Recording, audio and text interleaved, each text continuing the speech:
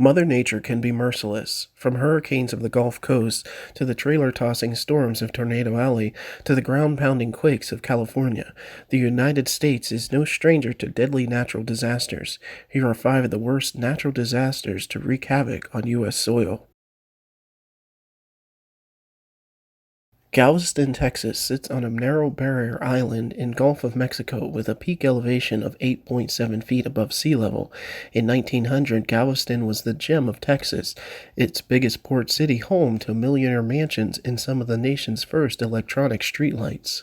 All of that changed on September 8 when an unnamed hurricane brought 140-mile-per-hour winds slammed into the Gulf Coast, bringing a 16-foot storm surge that nearly wiped the island and its 37,000 residents off the map. An estimated 6,000 to 8,000 people perished in the storm, the single deadliest in U.S. history.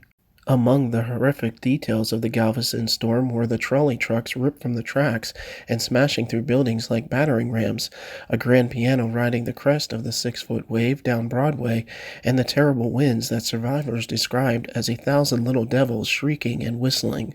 But the greatest single tragedy belongs to St. Mary's Orphanage Asylum, where 93 children and 10 nuns took refuge in a girls' dormitory after the boys was lifted off its foundation and washed away by the pounding waves. Each of the sisters bound herself with clotheslines to 8 to 10 children, and that's how most of their bodies were found. Only 3 of the orphans survived the storm. On April 18, 1906, the residents of San Francisco were awoken with a jolt at 5:12 a.m. They had just enough time to get their bearings before the real shaking began. For nearly a minute, the Northern California city of 450,000 was rocked with a 7.9 magnitude earthquake that ripped a 296-mile fissure along the San Andreas Fault.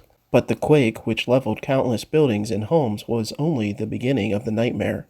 Hundreds of fires burned across the city, fueled by broken gas lines, and firefighters could only watch helplessly, their water supply drained by ruptured pipes. The fires raged for 3 days, consuming nearly 500 city blocks. When the smoke finally cleared, city officials estimated that more than 3,000 people were killed in the earthquakes and ensuing fires. More than 28,000 buildings were destroyed, and more than 200,000 San Francisco residents were left homeless, forced to sleep in makeshift cottages in the city parks for months as the city was rebuilt from the ashes.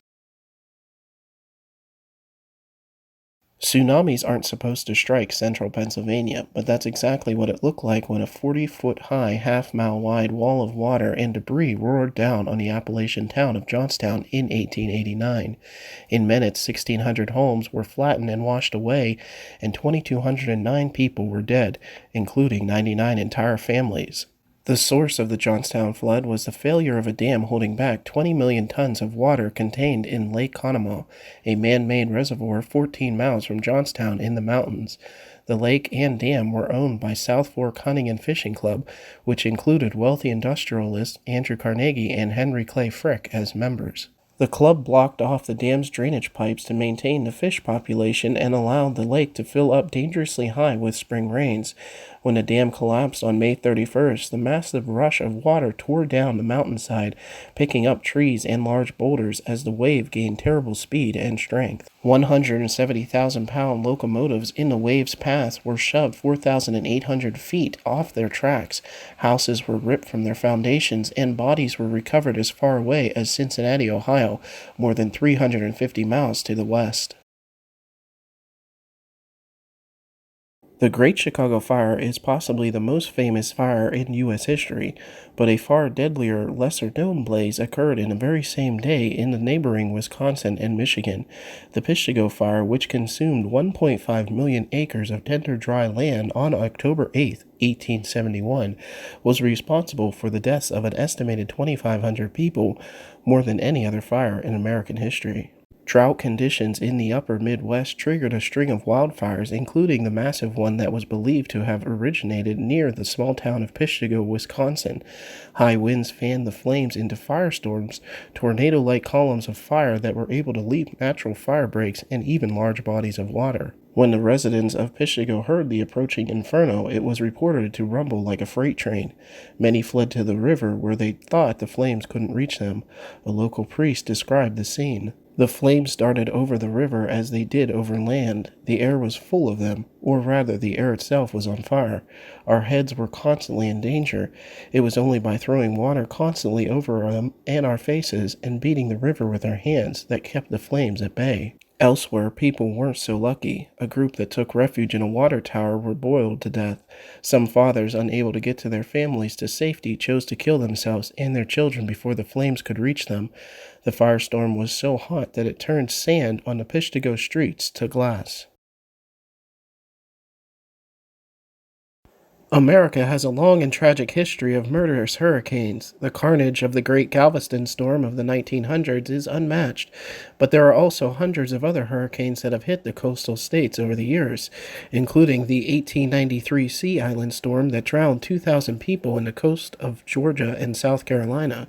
But according to new data from Harvard public health researchers, Hurricane Maria, which ripped through Puerto Rico on September 20th, 2017, may be one of the deadliest ever. The official death toll from the Category 4 storm is 64 people, but the scenes of devastation and stories from local hospitals hinted at a much larger toll. By surveying 3,299 individual households across every inch of the island, researchers from Harvard Health discovered that death rate in Puerto Rico during the months immediately following Hurricane Maria was 62% higher than the same period a year earlier. Those excess deaths totaled 4,645 people, making Maria the second deadliest hurricane in U.S. history, claiming more American lives than 9/11 and Hurricane Katrina combined.